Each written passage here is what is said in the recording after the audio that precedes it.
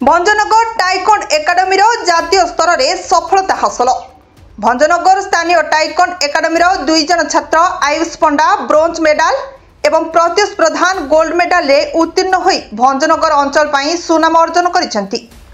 भारतीय DAV school तरफ जातीय खेल टाइकोंड प्रतियोगिता रे 17 वर्ष बयस भितर भाग नहीं एही दुई जन पदक हासिल करथिले।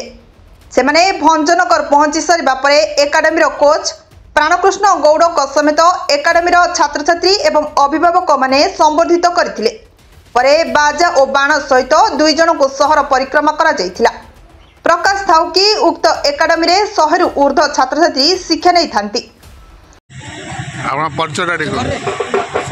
Prankrishna Gouda taekwondo academy coach.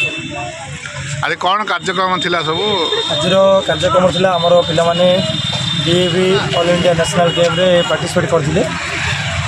सेथिरे हमर अंडर 17 रो खेलिदिले हमर दुई जन स्टूडेंट प्रत्युष कुमार प्रधान जे कि gold medal finalist selected by SG भाई आउ जन हेले कि आयुष कुमार पंडा से अंडर 17 खेलिदिले ब्रोंज मेडल पदक जितिले।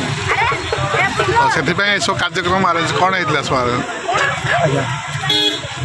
Ganjam Bhanjanagar Sunil Kumar Gouda report Now Odisha. Latest news update पाई www.nowodisha.com को लॉगिन करंतु।